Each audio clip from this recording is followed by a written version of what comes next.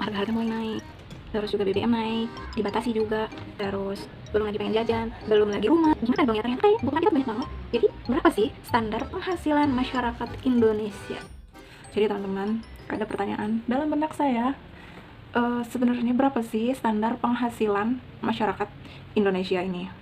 Nah, dari pertanyaan-pertanyaan ini, kita menggunakan standar minimal. Tapi sayangnya nih, minimal ini tuh apa ya arahnya gitu? Apakah minimal bisa makan? Apakah minimal bisa hidup layak deh gitu? Atau minimal punya tabungan, punya rumah, bisa nyekolahin anak dan lain sebagainya gitu. Jadi pertanyaan ini tuh sangat membuat saya penasaran dan mencari tahu. Nah, jadi teman-teman ya, karena penasaran ini, saya mencoba mencari tahu seperti apa biaya hidup di wilayah seluruh Indonesia. Nah, dari beberapa informasi, saya mampir ke websitenya BPS. BPS itu punya banyak banget data teman-teman, dan lumayan pusing juga ya kalau misalnya kita harus lihat satu persatu gitu. Soalnya dari data yang satu ke data yang lain lagi itu ternyata saling berkaitan dan kita harus bisa menarik benang merahnya dari situ. Soalnya kalau dari satu data aja itu kita nggak bisa nyimpulin sendiri. Saya yang ibu rumah tangga berhadapan dengan banyak kebutuhan, pasti dong yang dipikirin sebenarnya kita tuh penghasilan minimalnya standarnya berapa sih gitu ya. Tapi ya jawabannya ternyata lumayan dari beberapa sumber informasi gitu, ternyata kesimpulannya gitu deh. Mending subscribe dulu ya teman-teman, biar nanti saya semangat lagi nih cari datanya, kemana lagi nih rasa penasaran saya cari jawabannya gitu kan. Subscribe dulu sekarang. Jadi teman-teman ya, dari BPS itu ada yang namanya garis kemiskinan. Garis kemiskinan itu adalah nilai rupiah minimal yang dikeluarkan setiap jiwa dalam 1 bulan. Nah, saya cari tahu tuh di situ. Di beberapa kota memang berbeda-beda nominalnya. Terus faktor kedua bukan hanya garis kemiskinan, tapi juga UMP. UMP atau upah minimum ya, upah minimum dari provinsi. Nah, di situ juga saya cari tahu tiap provinsi, oh ternyata beda-beda. Cuman nih teman-teman, dari angka-angka yang saya temukan di BPS, saya ambil sampel beberapa provinsi yang menurut saya itu sebenarnya banyak contoh yang bisa diambilnya, tapi saya ambil sampelnya beberapa aja.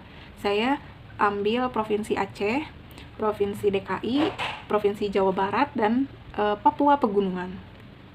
Nah, dari beberapa provinsi ini tuh nggak bisa nyimpulin semuanya sih, cuman kayak ada salah satu provinsi yang emang jomplang banget, dan kita tahu kondisinya di wilayah itu gimana. Hampir masyarakat Indonesia banyak yang tahu kondisi di provinsi tersebut seperti apa kehidupannya. Nah, ini saya ambil data dari BPS, itu datanya di bulan September 2025.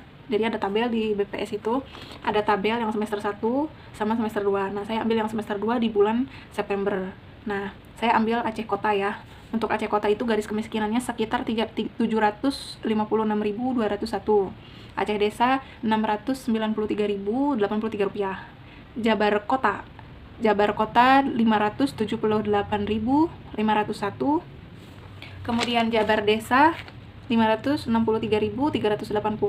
DKI Jakarta 897.768. Kalimantan Timur Kota 906.968. Kalimantan Timur Desa 875.843. Papua Tengah Kota 1.059.833. Papua Tengah Desa 803.138 rupiah.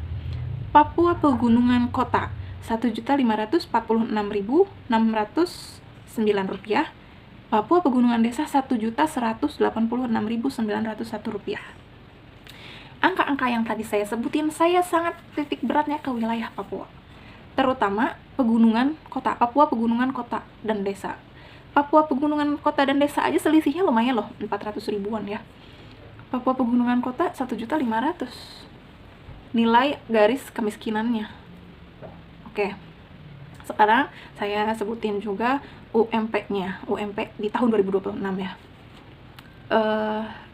Untuk wilayah Aceh itu sekitar Rp3.932.552 sampai Rp4.162.965.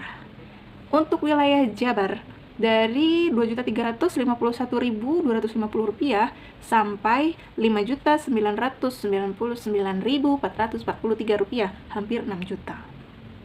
Kemudian yang DKI sekitar Rp5.729.876.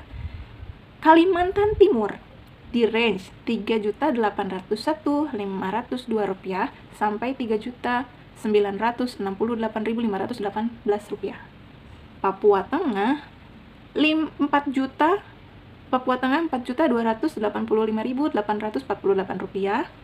Papua Pegunungan Rp4.508.714. Nah, dari angka UMP tadi ya, nih bandinginnya sama DKI deh. DKI itu kan garis kemiskinannya Rp897.000 sekian-sekian ya, dan UMP-nya Rp5.729.000.